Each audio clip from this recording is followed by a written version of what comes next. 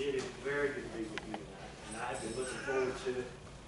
Didn't know exactly where you were, but I knew that the Matt would get here. I did almost stop at the Church of Jesus Christ, just up the road. I'm sure that's a fine place too, but it just didn't seem like maybe I was supposed to stop yet. But anyway, let me just share, since we're talking about Ralph, and actually my history goes back even further with him. I've had the last 33 years an opportunity to work with Ralph. I taught for 8 years at North Arkansas Christian School, and he was a member of the board there, and also worked with him at North Heights before getting to join with him again since 1996 till his passing. And certainly some of the highlights of my life. He spoke highly of you folks in this county, so you're included in that. And as I was driving up here and I was seeing all these places I've heard about and only seen maybe once or twice passing through before, it certainly brought a lot of special memories back. So it's so good to be with you. My voice is not real strong at times, so if I'm not talking loud enough, put your hand in the air or something, let me know. And I'll try to turn it up a little bit, or we'll just move the pulpit a little bit closer. Whatever I need to do will be fine. Self-control or temperance, and either one of those two will work because they both come from the same word. Self-control is a more general word today. Temperance, over time, has been limited pretty much to a certain type of self-control. So I'll mainly use the word self-control tonight as I talk about it. Paul was in the process of fulfilling the prophecy by the Lord himself about Paul in Acts 24. The Lord had told Ananias in a vision to go to Paul when he was Saul of Tarsus, and of course he didn't want to go. This is back in Acts chapter 19, because Saul was there to persecute the church. But the Lord explained that Saul was a chosen vessel or instrument to preach the good news to kings and to Gentiles and to the sons of Israel, and he must suffer much for my name. Well, in Acts chapter 24, he's fulfilling that. He's preaching to a Roman governor by the name of Felix, and he's suffering. He's in prison at the time. And so he's talking to Felix and his wife Drusilla, who was a Jewish, and he's talking about faith in Christ. And as a part of faith in Christ, he talks to him about righteousness, self-control, and judgment to come. Now, we like this passage because we like the fact that when Paul does that, Felix trembles. And we use him as an example of the fact that he wasn't quite ready yet, and we don't know that if he ever was. He put off the opportunity to become a Christian. But I want to zero in on that for just a little bit tonight to focus on the fact what he was talking about with Felix. Righteousness, self-control, and judgment to come. Self-control. It's evidently a part of faith in Christ, when preaching Christ. Now, the word self-control comes from the Greek word, and I'll stumble over the pronunciation. It's enkratia, and it comes from the word kratos, which means strength. Strength. So the word self-control comes from strength. Somebody might ask, well, why strength? And my answer to that would be, can you think of anything that takes more strength than self-control? I mean, it's easy to lose our cool. It's easy to fly off the handle, but it takes a lot of strength to exercise self-control. And I'm so thankful that I had a chance to talk about it tonight. The word appears again in two very important lists in the New Testament. One of those lists is found in 2 Peter chapter 1 that we refer to as the Christian virtues. And it's right there, and it follows the word knowledge in that list. Now I'll talk more about that list in just a little bit, but it suggests the fact that we should practice what we learn. It appears in another list in Galatians chapter 5, verses 22 and 23, that we refer to as the fruit of the Spirit.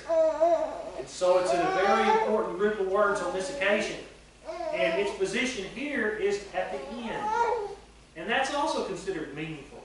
Whereas love is at the first of that list, it's been suggested that love is first because it sums up all the attributes that are found afterwards. And then self-control comes at the end, because self-control is the key to exercising all these attributes. So it all works together. The human tendency is to be unloving. The human tendency is to be impatient, revenge-seeking. The human tendency is to give in to temptations. But that's not true of self-control. The virtue and spiritual fruit of self-control helps us to say no to the worldly practices that can get us in so much trouble.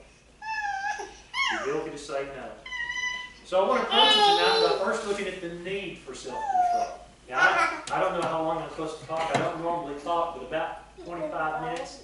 And so I hope that doesn't hurt anybody's feelings tonight. Hardly ever have anybody complain about me talking not very long. So I hope that'll be all right. The need. Society is constantly reminding us about why we need self-control. All the time it's telling us, if left to itself, or to selfishly motivated environment in which we live, what's going to happen to self? Well, it's going to be indulgent, self-indulgent.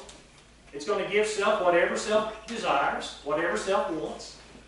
Or it's going to be given to self-fulfillment, which is sort of a fancy way of saying you place yourself in the center of the universe. Or we could just talk about self-centeredness. A person being at the center of everything.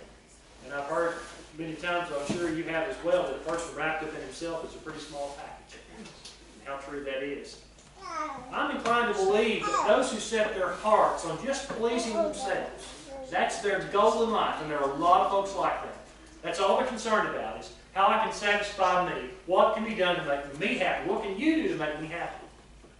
When that's their goal in life, and they're also involved in getting other people to see how important they are, to see how much they need to be pleased, to see how you need to swoon over me, myself, I don't think they ever are satisfied. I don't think, number one, self can be satisfied if that's our desire in life, to satisfy self. And I just don't think we can get everybody on board with thinking that I'm the most important thing in the universe. It just doesn't work that way. But they still try. They still try. Well, Jesus introduced and exemplified another, a better understanding concerning self. And yes, his teaching concerning self talked about loving self. And that's not wrong at all. That's a very biblical concept. It's a very biblically necessary concept that we love ourselves. In Matthew 7 and verse 12, that text that we describe as the golden rule hinges upon the fact that we care about ourselves. We're going to treat other people the way we want other people to treat us. And in Matthew 22 and verse 39, the second greatest commandment is that you shall love your neighbor as yourself. So loving self is fine, and so Jesus was all about that. Loving self.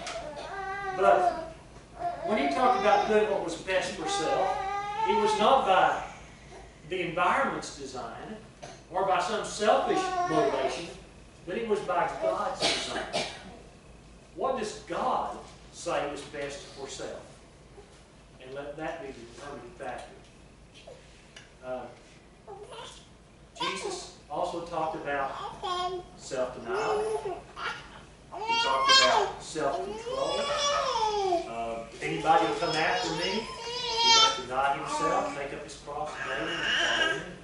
Self-denial. It's a part of self-control.